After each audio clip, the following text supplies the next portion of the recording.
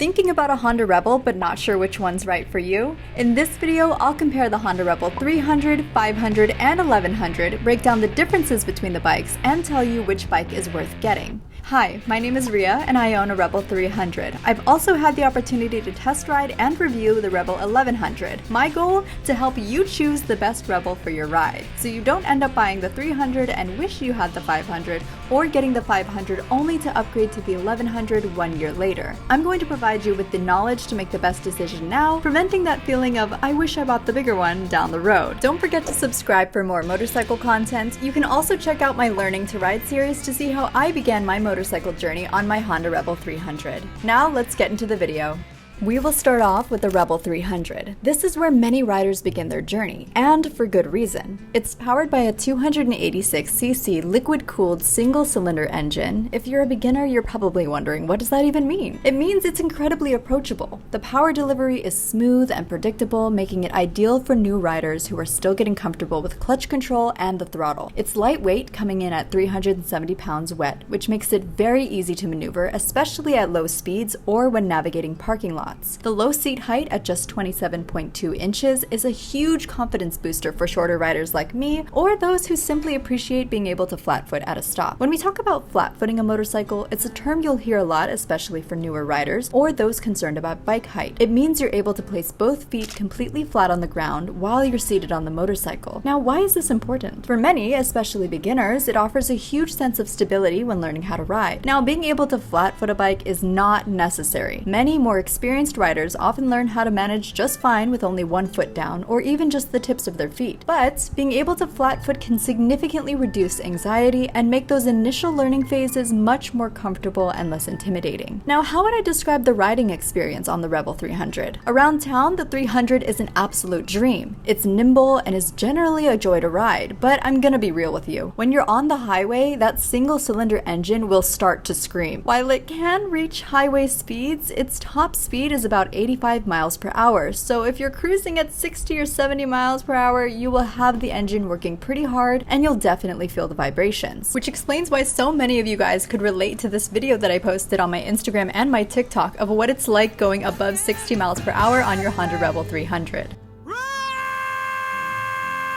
So if your primary riding is city commuting, short trips, or you're a brand new rider looking for a forgiving and fun learning platform, the Rebel 300 is an excellent choice. But if you have aspirations for riding longer distances, or you regularly ride high-speed freeways, you might find yourself wanting more very quickly. Which brings us to the Rebel 500. This is arguably the sweet spot for many riders, offering a significant step up in performance without becoming overwhelming. The 500 has a 471cc liquid-cooled parallel twin engine, and that extra cylinder makes a noticeable difference. You get more power, around 45 horsepower compared to the 300's 27 horsepower, and more torque. This translates to a much more confident acceleration, especially from a stop, and a far more relaxed experience on the highway. The 500 can comfortably cruise at highway speeds, and you feel much less fragile. For example, on the 300, because it's so light, I felt the wind on the highways hit so much harder, it almost felt like it was blowing me around a bit. But on the 500, you feel much more stable. And it still retains that approachable Rebel feel.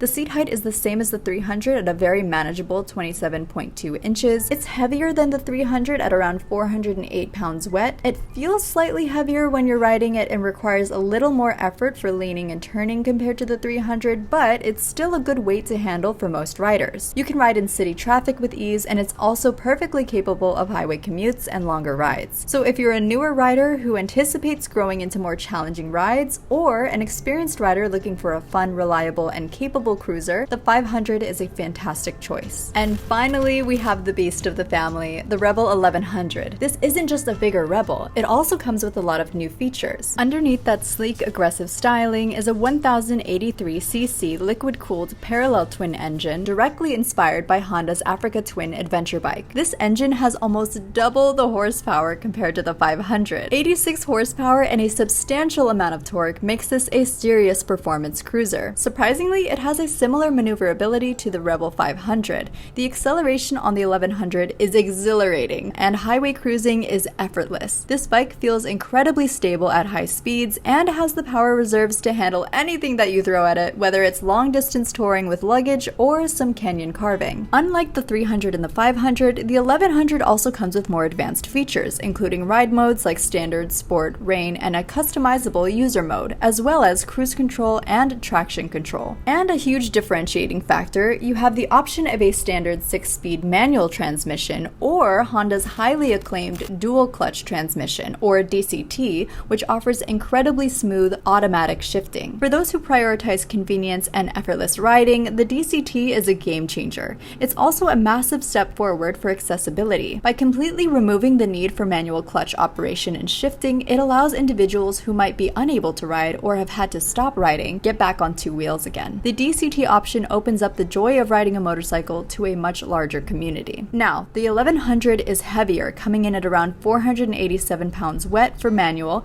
and 509 pounds for the DCT. But the weight is well distributed, and the low seat height of 27.5 inches still makes this accessible. It offers more legroom, making it better suited for taller riders than the 300 or the 500, while still maintaining a similar body position across the Rebel line. However, the sheer power and size means it's less forgiving for absolute beginners. In my opinion, this is a bike for experienced riders or those who have significant riding time under their belt and are looking for a powerful, comfortable, and feature-focused cruiser that can truly do it all. My experience riding the 1100 coming from a 300 was kind of crazy. The power delivery is insanely different, and the improved technology makes it a truly premium riding experience. I was able to flat-foot it and handle it pretty well, and like I mentioned earlier, the weight is evenly distributed on the bike, so you don't really feel it when you're riding, but you will feel it when you come to a stop. And I have been riding for a little bit now, which makes me feel like that's why I was able to ride a bigger bike. If I was brand new with zero experience, I feel like a bike like this would have been too much for me and a bit too much power for me to handle. Also, you know, like I'm a smaller person, so I needed a bike that just fits my proportions better. So if you're taller or able to handle a bigger bike like this, then maybe I can see you starting out on the 1100, but I personally would not recommend it. I would say the 500 is perfect and you can work your way up to the 1100.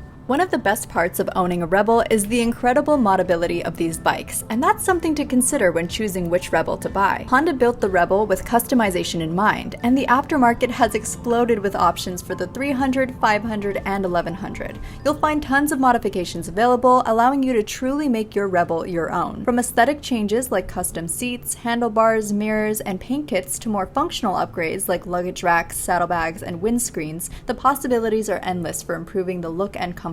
But it's not just about aesthetics. You can also find a wide range of parts designed to improve performance. Think aftermarket exhaust systems, air intake upgrades, or even suspension improvements for a more tailored ride. So whether you want to completely transform your Rebel's style or fine-tune its capabilities, you'll have no shortage of ways to personalize your bike. And if you want to see the upgrades I made for my Rebel, I have a few videos up on my channel. So to recap, the Rebel 300 I'm going to call your perfect entry point. Ideal for city riding, new riders, and those on a budget. It's forgiving, lightweight, and incredibly fun for local commutes. Market price is around $4,599. Although most people will recommend the 300 for beginners only, I actually say this bike could be fun for an experienced rider that wants a light, nimble bike to max out and whip around in city traffic. For me, where I live, the speed limits are lower, and most of my riding takes place on 25 to 45 mile per hour roads and occasionally on highways at 60 miles per hour. So the 300 has been exactly what I needed, and it certainly won't get me into any trouble. The 500 I'm going to call the capable everyday cruiser. It's a significant power upgrade that makes highway riding comfortable and enjoyable while still being nimble enough for city streets. Market price is around $6,499. It's great for new riders who want room to grow or experienced riders looking for a dependable, manageable cruiser. That extra power delivery is going to be great, but if you're brand new to riding, I'd be careful when just starting out. You can definitely get yourself into a lot more trouble trouble with that extra power boost if you haven't mastered your basic riding skills yet, versus the 300 being more limiting in a sense, making it a lot more forgiving if you make mistakes. So that's just something to keep in mind. A beginner can definitely still learn how to ride on a 500 as well as the 300. The Rebel 1100 I'm calling the performance cruiser, packed with power, advanced features, and a comfortable ride for long distances. The market price is $9,599 for the manual, and the DCT model has a base of $10,299. This is for the experienced rider seeking exhilarating performance, cutting-edge technology, and the ability to tackle any road with confidence. Now, the 1100 DCT option is perfect for those who want stress-free riding and for those seeking a way to comfortably return to motorcycling. It can be for riders with conditions that make traditional shifting difficult because the DCT effortlessly handles gear changes, allowing you to ride comfortably and confidently. My biggest piece of advice, based on owning the 300 and riding the 1100, is to be honest about your riding goals and your current skill level. If you're truly new, the 300 is a fantastic starting point, but understand its limitations. If your budget allows, consider the 500. It offers more versatility for just a bit more money, and you're far less likely to outgrow it quickly. If you're an experienced rider looking for a serious cruiser with modern tech and incredible performance, the 1100 will absolutely blow you away. But beyond experience, also consider your riding style, budget, and typical riding conditions. Are you just looking for an affordable, easy bike to learn on? Get the 300. Is this bike an investment you plan to learn on and keep for years? Consider the 500. Do you hope to do a lot more long-distance riding or touring in the future? I would recommend the 1100. Choose the Rebel that truly aligns with your riding aspirations from day one. Or if you're like me and did the whole learning how to ride a motorcycle thing spontaneously, you might not have all the answers right away, and that's totally okay. Back then, all I wanted to do was just learn how to ride a motorcycle. I began by researching different types of bikes and instantly fell in love with the look and feel of cruisers. The Honda Rebel in particular really caught my eye. I was seriously torn between the Rebel 300 and the 500, knowing that either one would be great for a complete beginner like me. But here on an island, our stock is pretty limited, and the new 300 and especially the new 500 Rebels were on back order for months. Luckily, someone was trading in a used but fairly new Rebel 300 at my local dealership, and I just put down a deposit immediately. Did I have a feeling I'd want a bigger bike once I learned how to ride? Yes, but honestly, it was a fantastic deal on a used 300,